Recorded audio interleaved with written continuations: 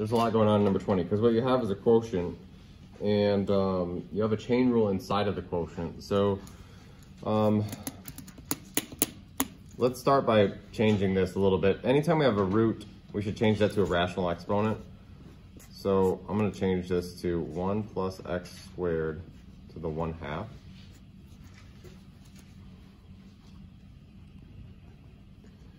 And then I think that makes it a little bit easier to derive. So the derivative of y with respect to x will be, so we're going to apply the quotient rule here, right?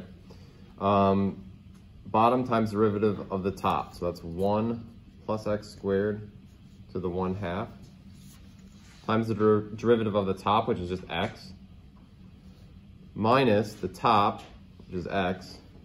And here's where things are going to get fun.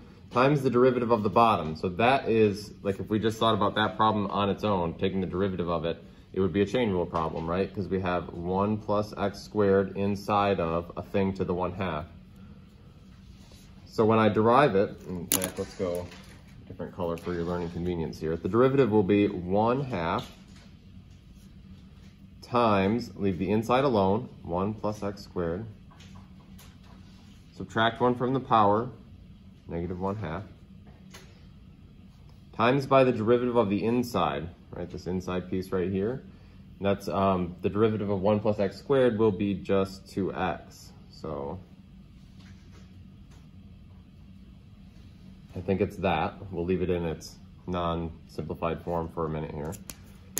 All divided by the bottom squared.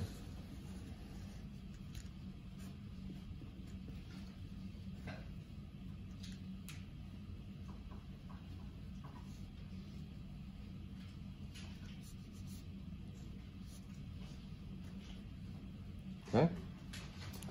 Questions to that point? No. All right.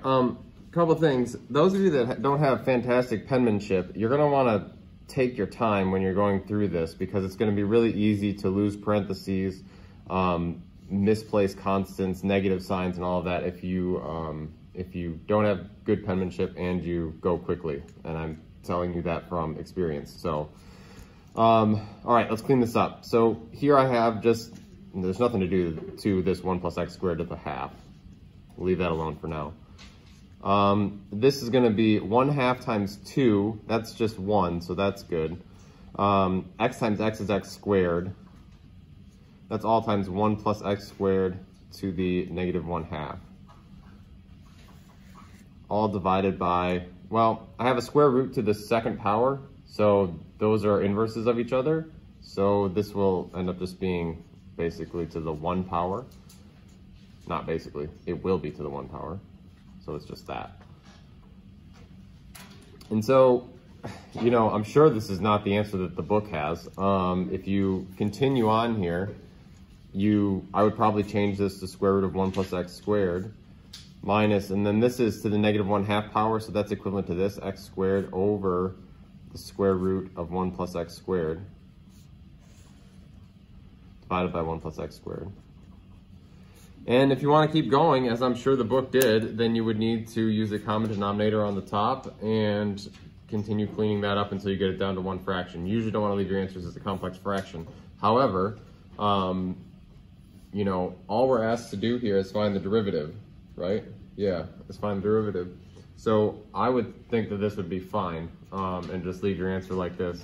There will be sometimes the AP test and I as well will leave, well, the instructions will say set up but do not simplify, because really the question is not on this one whether you can, you know, find a common denominator with square roots in it. The question is, can you apply the chain rule in the context of a quotient? That's the main concept here. Now, if we were asked to do something like the second video where it was like show all of the tangent lines are positive or something like that, then this is probably not an ideal form to make that analysis, right? We would probably have to simplify it further, as you guys saw in the video. But for this one where you're just taking the derivative, this answer is probably fine. This answer is probably okay too. I would say that this is not simplified enough.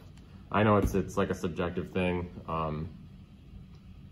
but you know, I'm rarely marking students down for simplifying or not simplifying enough or correctly. So, yeah.